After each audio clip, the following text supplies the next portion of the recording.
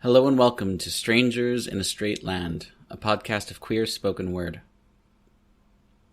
To my happiness. The day you left, I woke to hold your warmth which lingered in my bed. The smell so strong and cloying it pushed the tears back in my head. What idea, so vicious, bold, strikes the mind as a brilliant beam of doubt with memories fading? What's love? Never what we dream. Once you held the pain away. Cold though this childhood seemed, you would sneak in my room, hold me till morning, whisper you loved me. How weak the heart who heard what others told, believed my love for you was stained, unnatural, no baptism could renew. Remember?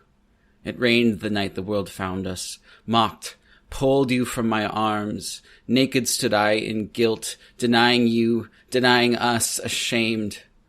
Would I could forget the price, how I sold you away.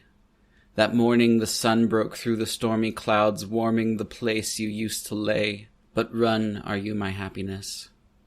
The mold we made is broken. Winter falls on childhood love. No repairing this life now trapped beneath the walls of sorrow's home. Here I fold myself around another spouse, named loneliness. Sit we crying in each other's arms, drown this house. And how I wish I could be bold, be in your embrace, confess that I love you still, yet knowing you are no longer mine, my happiness. Maybe when the years have left me old, to walk eternity's road alone, you will grasp my shaking hands, and we will make our home.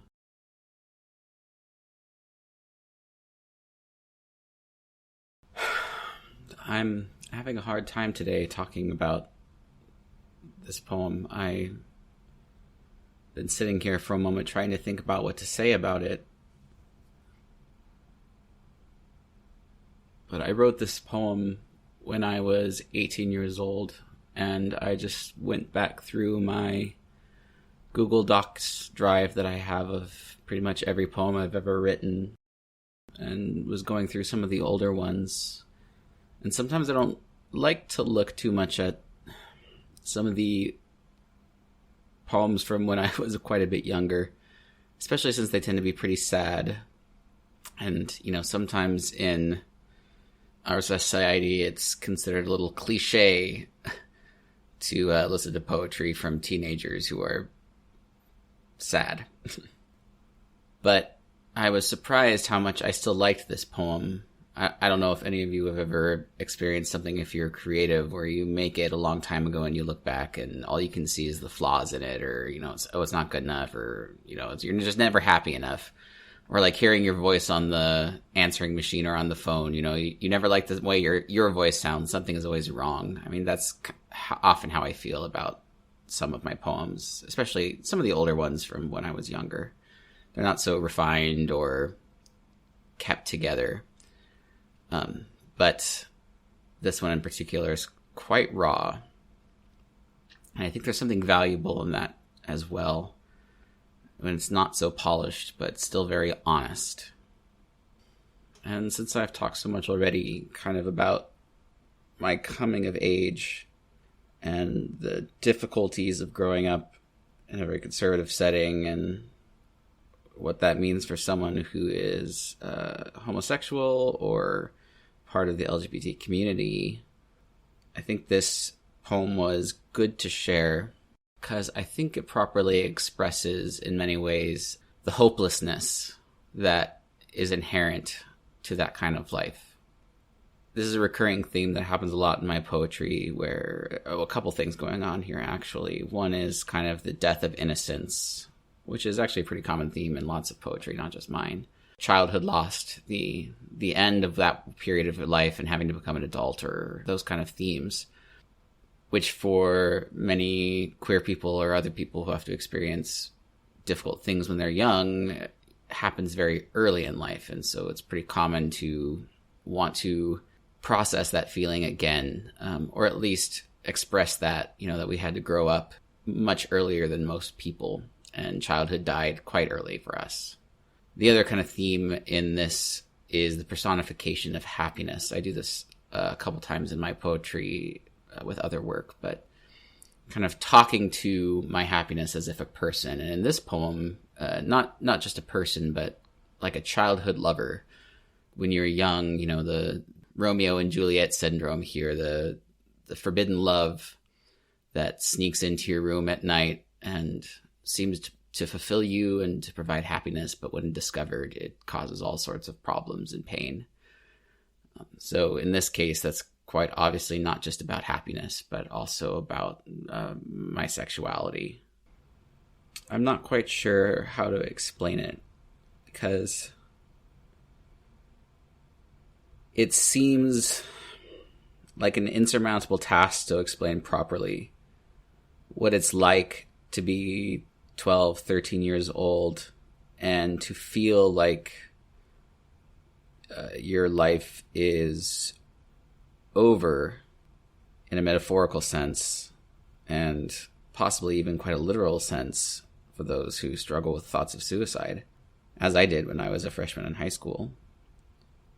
But sometimes I just have a hard time making people understand that being gay or being gender nonconformist of some way, because sexuality or being gay in this sense is not just a sexual orientation, at least not when I was growing up. It was a gender orientation too.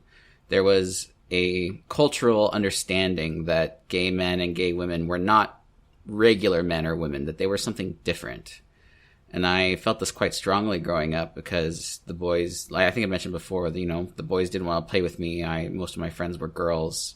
But I never felt like I belonged with the girls either. I didn't think I was a woman, but I knew I wasn't a man either, because that's what they told me. And it's difficult to process that at the same time when you're also processing sexual attraction, which is for the sex that is the same as you, but also what that means for gender identity and gender expression. Because, when you're a kid, what you're really mocked for is your gender identity, that you're feminine or you're just not manly enough. And they use the word gay for that, but the slur gay in that sense is not about sex.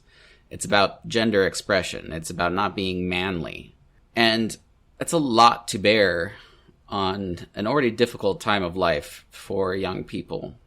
On top of this, from around the age 12 or 13 to 22, when I finally stopped trying not to be gay, I had to accept a reality that I could never be happy in a way. That the only proper, righteous, or good outcome of my life was to be abstinent and to pray away my homosexual feelings.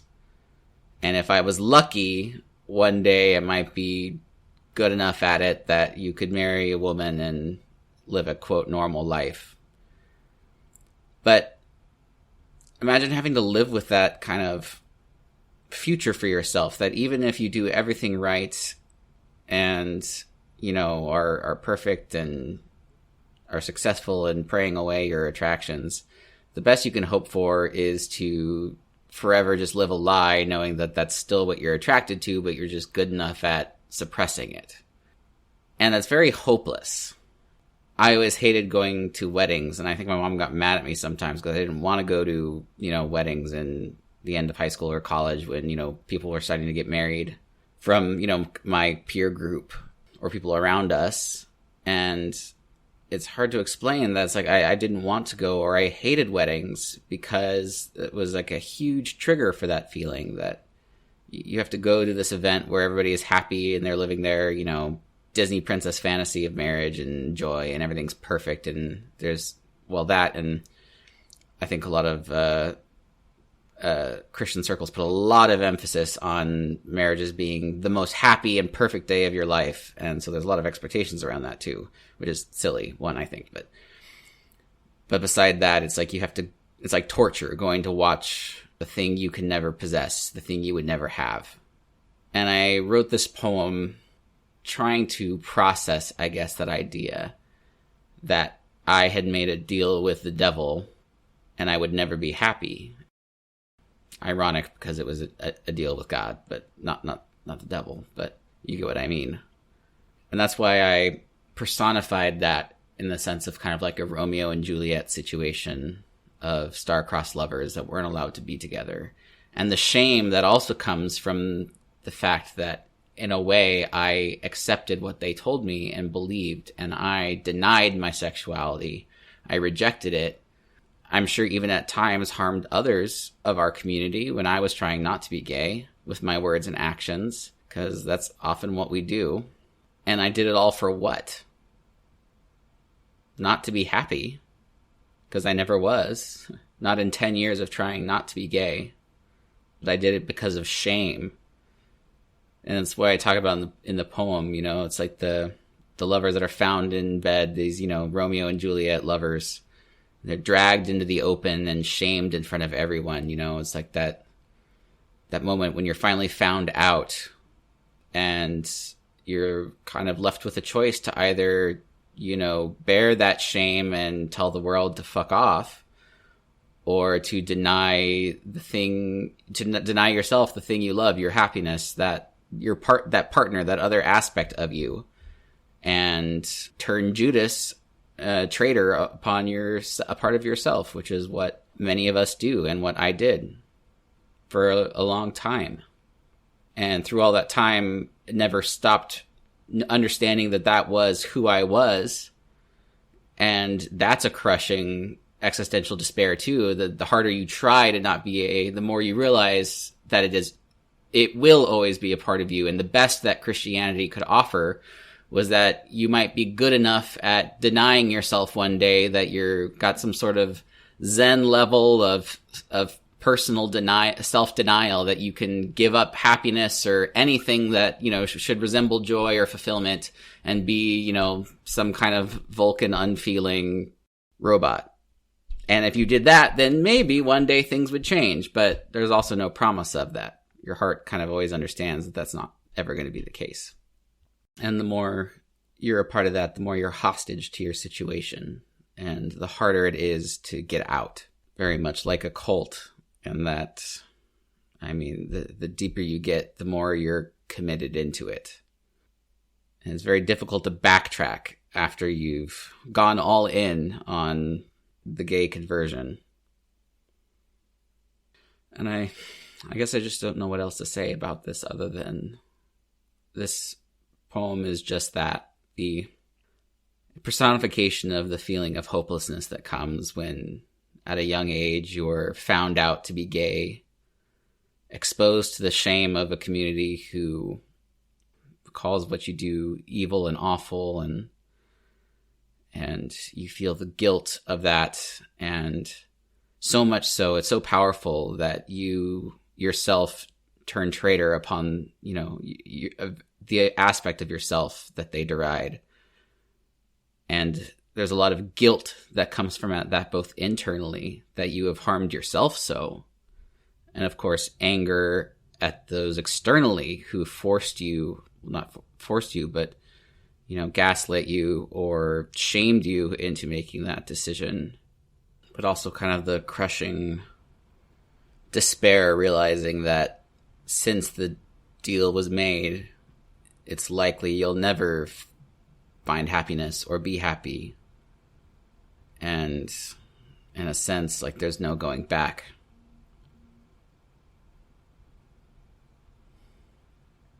To my happiness. The day you left, I woke to hold your warmth which lingered in my bed. The smell so strong and cloying, it pushed the tears back in my head. What idea, so vicious, bold, strikes the mind as a brilliant beam of doubt with memories fading? What's love? Never what we dream. Once you held the pain away.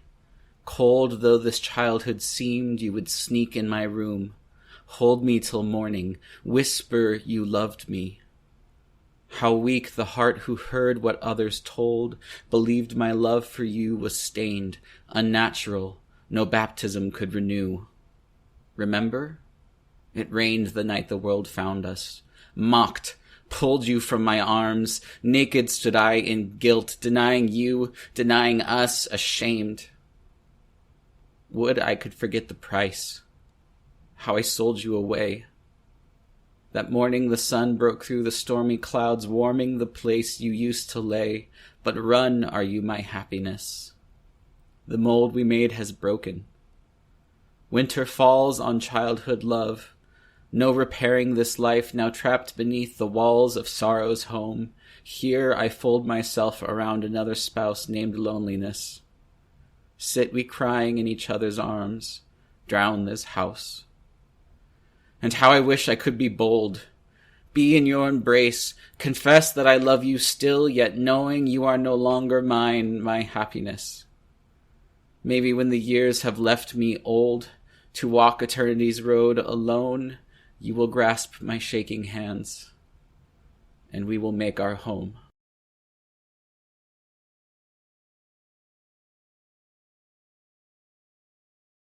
A couple weeks ago, we read one of my poems called Blue Neighborhood, which covered some of the same topics as that poem. And one of the images I use in that poem, Blue Neighborhood, is a tide pool.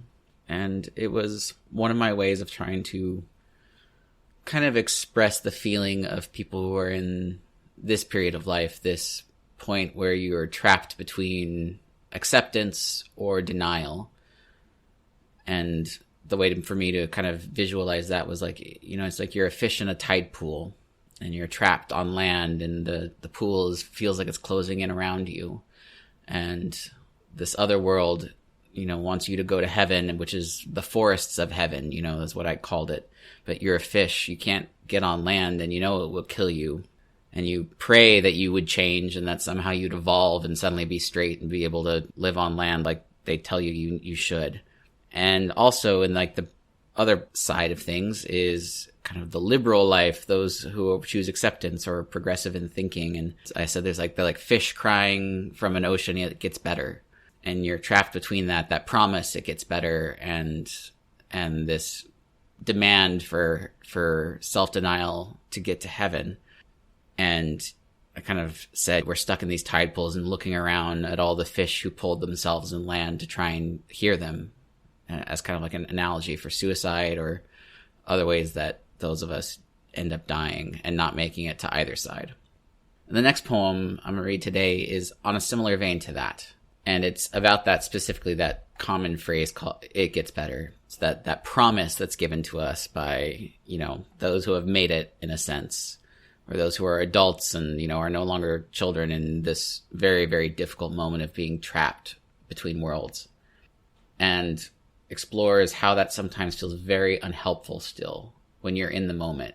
That sometimes when people are in pain, telling them one day you won't be in pain is not always helpful. So this is called "It Gets Better." It gets better, they cry, as if yelling at the drowning can save a life, dropping platitudes and other intangible safety lines to those who cannot hear them. It gets better, promised the privileged of our tribe, women first, gathered together against the cold, making promises from the lifeboats abandoning us. Their platitudes lost among the screaming glaciers, teeth tattooing fear into our minds while we bob in the Atlantic, gripping our siblings' corpses. They were the lucky ones. It gets better, although the best of us are already gone, sinking into darkness in the belly of a titan. It gets better for but a few, floating above the young ones the ocean slew, already forgetting we knew them. Keep treading water. It gets better. Maybe they'll make a movie about our lives, so rich white ladies can cry, think how sad it was they had to die, as they whisper about us at Bible study, glad no one they care about chose to lie in frigid waters. It gets better, but not for their children, drowning around them. So when I was writing this poem, I had started with that, you know, the idea of it gets better and trying to, I don't know, call out or express kind of the frustration that has sometimes when you're in the midst of crisis. And, you know, I started with that line, as if yelling at the drowning can save a life. And then that's what kind of inspired the rest of the imagery for the poem to be like the Titanic. And so that's what it kind of became then. The queer children of our world are the poor of the boat who had to bob in the ocean while the rich sailed away, privileged among us, promising us that everything would be okay as you are in amidst it, holding on to the bodies of those around you, knowing that there's always those who have sunk to the deep. I also try to poke at a frustration and a pain that I've had in my life too, that I think not a lot of people would think about always. But I make a couple comments to it a little subtly in this, but that at least it was in my experience, it was women in my life that were the most harmful in this kind of situation. I think people most often assume for gay men or for queer men that it's, toxic masculinity from men, from straight men, that would be the most harmful to us. Like that's where we would feel the most unsafe. But for me, at least in my life, like I said, my friends weren't boys, they were the girls. And so the boys were always this like external kind of ununderstood thing that I didn't really interact with much. And of course I got called gay or fag by boys who wanted to be cruel, but it was always more passing because I wasn't with them all the time. I didn't do the activities they did. It was, temporal. I hung out with the women, but that was not a safe place either because like I was saying at the beginning, being gay is not just a sexual orientation, it's a gendered orientation in our culture too. And I think it's quite true. I think that's why I prefer to identify as queer now.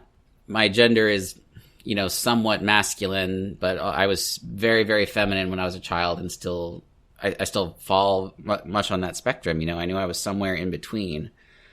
And the boys made that very clear that I was not welcome with them. And I hung out with the girls because I was feminine, so it seemed to fit more. But the women also always made it very clear that I did not belong there either. And that was often, or has been in my life, more damaging to my gender identity than men have been. There's a lot of ways that cis women tokenize gay men as their clutch to carry around, their token gay friend that were the sidekick to their storyline. And most of the homophobic comments I've experienced in my life as well too have come from women. Sometimes subtle things, like they'll just make comments about, it's funny when you're feminine and gay because, oh my God, you're just like us. It's like you're a clown or a dog that's standing on its feet. It's something that's unusual and unique that they get to laugh about and yet still makes you feel very separate and different and not welcome even. To comments like you'll do something and they'll say things like, wow, that's gay even for you. You're allowed to be feminine, but if you're too feminine, they will never be shy about telling you that you are too gay now, that you crossed some line to femininity. I mean, just from a normal perspective, when you're the minority in a group, it's very easy in even subtle ways, from microaggressions to unintentional aggressions, where people just let you know constantly that you are different and you don't belong, even if you're allowed to be with them. And that's what it was like growing up as the queer kid in church, especially. And even to this day, I find it quite frustrating and aggravating when maybe at, say at universities where we have diversity and inclusion committees, and, most of the people maybe say, cis white women, and they believe that they're this wonderful diverse committee. And it's very hard sometimes because often they were the people who were the harshest to me. And I got shame from them both for being a man, and so it's like, it's still okay to bash on me for being overtly a male, or people who assume that I'm a cis male because of my appearance. And then at the same time, understanding that I'm feminine and my gender is not really that, but then also mocking me for that eventually, that there's a point where they'll make that comment where you're like, oh, you're, wow, that was really gay, even for you, with that deep dripping disdain that says being gay is bad, no matter how much they like to tell you how much they love their gay friends and you're so much fun to go shopping with, until you have a life or feelings of your own, and then, nobody has time for you. And it's difficult to say or talk about, I know, especially since in our culture, women, of course, experience quite a bit of oppression and inequality by cis men. And it's easy for some to then feel it's okay to use that reality to lord it over me and assume that I am a part of that. It's like, you may be gay, but you're still a man. That's another thing people say a lot. As if that cancels out anything else, or as if I wasn't also abused by men my whole life, as if I didn't experience the same misogyny, not the same, of course, because I wasn't a woman, but the same types of misogyny because I was a man who acted like a woman.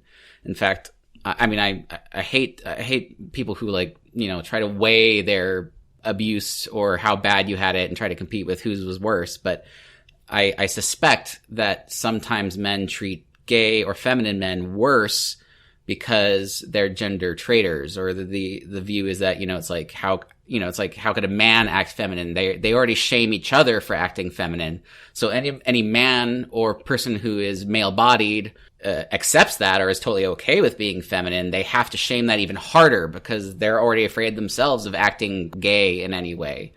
It's a really frustrating and overwhelming experience.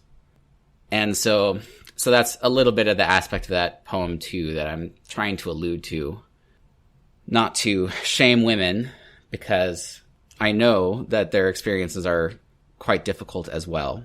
And I don't want to belittle that at all. So it's hard to find a way to express to some people sometimes that a lot of my triggers have to do with not men abusing me for my gender identity or my sexual identity, but women. And I don't think many women might think about that, even if they're not the kind of person who would shame someone for that there are many who do. And it's a point of pain for many queer people. So good, at least, I guess, to talk about so that people may know that that's a thing. And it's especially hard, of course, because along with that, women are also very, very special to most gay men because they were sometimes our only friends. They did give us a place to be when we had nowhere else to be, even if many of them also still used that chance to lord that power over us. And it's just a sore spot. And I try very hard to still love and respect women who come in my life, even if they may subconsciously or without thinking, say some of those things again or reinforce those hurts, making comments like, wow, that's super gay even for you, or something like that, that they don't mean, but that still sting a lot. And I think it's important for people to remember that misogyny is not just the realm of men, that there are many, many, many women as well as queer people who still have ingrained deep learnings of that in themselves and still hurt others with misogyny or use power dynamics to lord power over others, to feel powerful or to hurt others like they were hurt. Or like my experience in the Christian church, where I think there are many women who revel in misogyny and actually have a role and part in it that they like. That is also a very dark aspect of our culture. That there are people who really think that is accurate and correct, and we're more than happy to use that to shame every queer child in their church. And once again, I can't speak for everyone, but in my experience in church, it was the church ladies who were the most harmful. The shame, the gossiping, the emotional manipulation. It was women at church that hurt me the most. Most men I just didn't interact with because I never felt comfortable with men because I was abused by a man when I was younger. And so I just never got close enough to really be, hurt by those people. It's a painful reality that I think is good to know. If nothing else, that those who may interact with me or other queer people may know that there are hurts that you can trigger unintentionally without knowing. Old pains or wounds of misogyny or homophobia that we received from women, not from men, that you can still bring up again, even if you don't mean to. And I like saying that, not to shame people, but because it's always good to communicate that so we know how we may hurt each other. and so we can avoid it. It gets better. It gets better, they cry, as if yelling at the drowning can save a life, dropping platitudes and other intangible safety lines to those who cannot hear them. It gets better, promise the privileged of our tribe, women first, gathered together against the cold, making promises from the lifeboats abandoning us. Their platitudes lost among the screaming glaciers, teeth tattooing fear into our minds, while we bob in the Atlantic, gripping our siblings' corpses. They were the lucky ones. It gets better, although the best of us are already gone, sinking into darkness in the belly of a titan. It gets better, but for a few, floating above the young ones the oceans slew, already forgetting we knew them. Keep treading water. It gets better. Maybe they'll make a movie about our lives so rich white ladies can cry, think how sad it was they had to die, as they whisper about us at Bible study. Glad no one they care about chose to lie in frigid waters. It gets better, but not for their children, drowning around them. Last poem I'm going to read today brings us to the point of the coming out experience where you finally do come out. And this poem isn't strictly my experience. It's not how it went for me. There are some resonant themes, but this one is more about the queer experience of coming out, like what it's like for those of us who are denied by our families or turned away, whether it be your close family or your community or, aunts, cousins, uncles, or just even friends. So it's used in the metaphor of the nuclear family, because unfortunately that's the very common way where queer youth are harmed the most, when their parents kick them out of their house and turn them to the street. And that is an unfortunate reality of our world, that homeless youth are disproportionately a part of the LGBT community. And so I wrote this poem to kind of process that experience. And it's called, We Told Them When Our Patients Died. And Daddy laughed and Mother cried. The day we fell out of their eyes, the day the precipice of their expectations turned to gravity and dragged us down out of their lives. And Faye, our father's laughter rings, deafening to us it seems in retrospect. Love turned so recklessly to hate because it was our fate to love ashamedly. And bitter our mother's tears will spill, they're flowing down her pity still, pity only for herself although, for her son had loved her where her father failed her expectations. And shame still flowers here inside, for yet we judge our worth against our image in their eyes, and cried have we overmuch, in silence, in self-derision, in dreams of another life. And we wish we could know an existence, worthy of their aspirations, heightened in accomplishment, wish we could wed the fantasies of their mind instead of loving as we are, cursed to see our shame externalized. And Mother, Father, look into my eyes. Your own reflection lives inside. Gaze at me and you might find yourself, and learn to know the man you birthed. Love the ways he chooses now to live, to laugh, to love, to cry.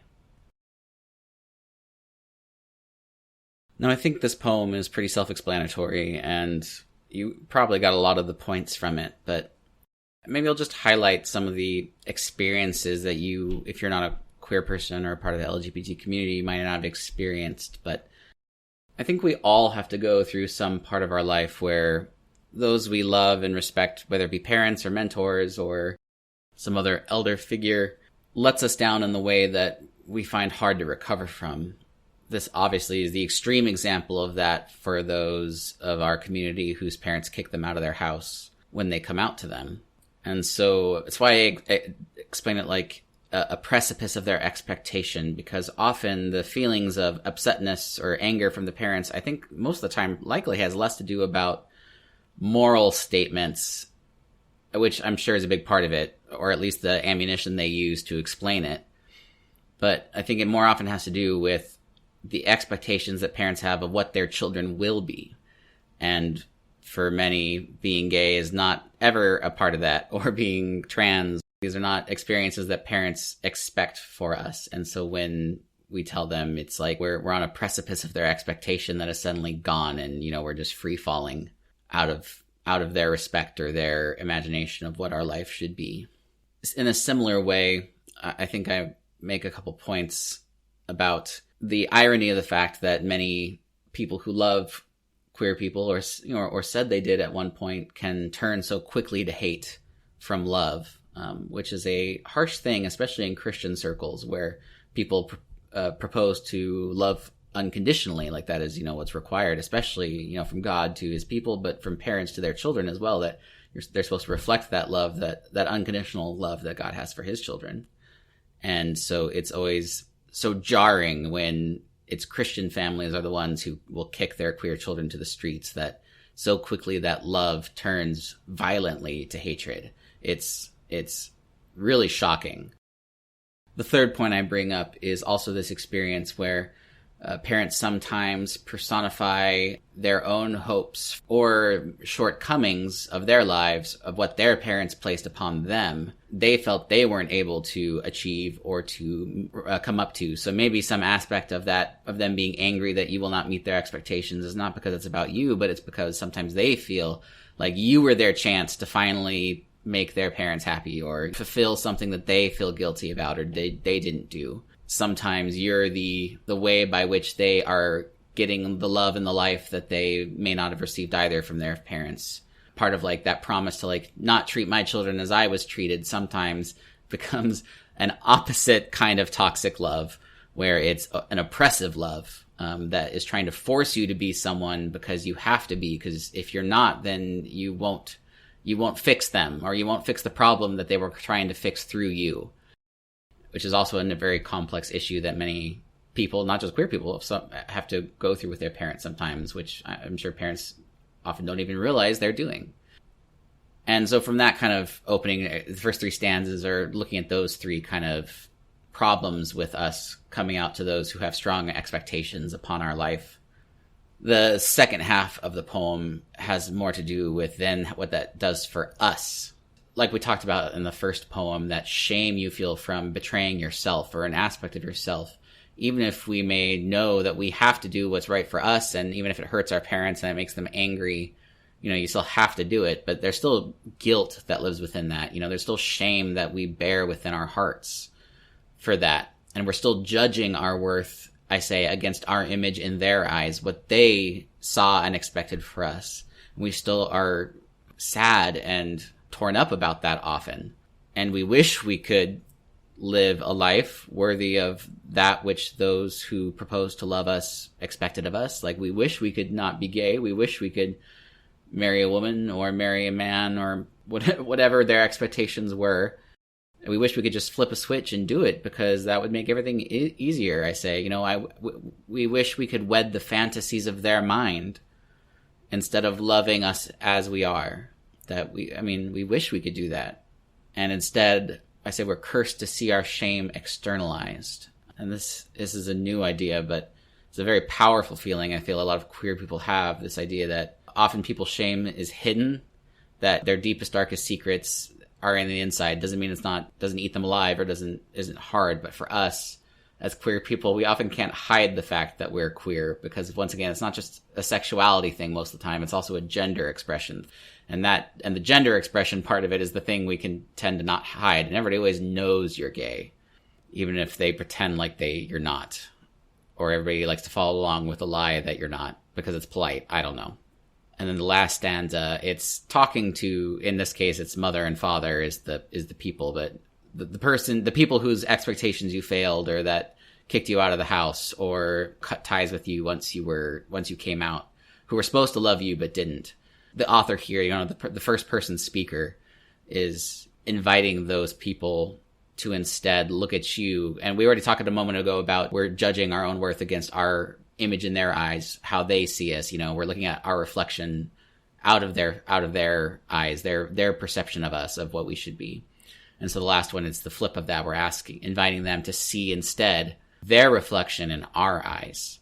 And in a sense, honor a part of that when you're that you are inheritor of your mentor or your parents or your family, whoever this person is, that you do possess part of their life, whether it be generational trauma or pain they experience and we're trying to solve through you, or whatever it may be. I mean, there's lots of options here, but it's an invitation for them instead to try and force that upon you, instead to look at you for who you are and see how much of them is reflected and find that completion and that joy in you, in how you are, because you are a part of them in some way.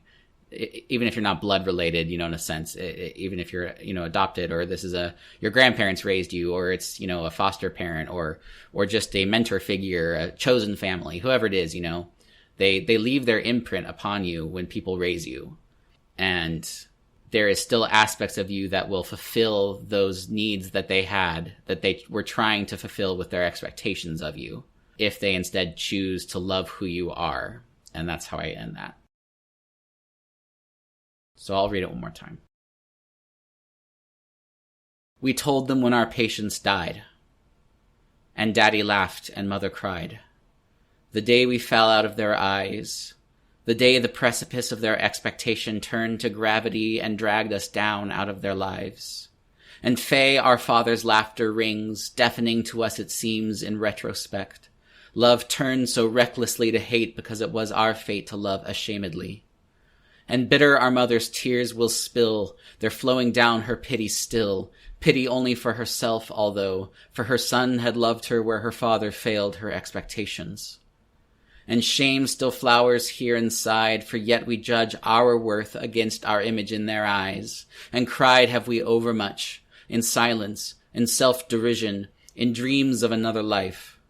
And we wish we could know an existence worthy of their aspirations, heightened in accomplishment, wish we could wed the fantasies of their mind instead of loving as we are, cursed to see our shame externalized.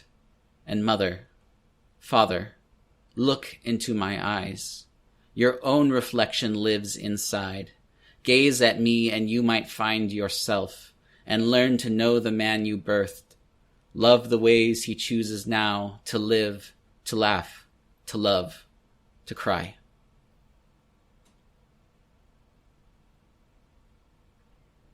Thank you for joining me in this episode of Strangers in a Straight Land. As always, all these poems will be available separately if you want to listen to them again, and I'll look forward to having you next time.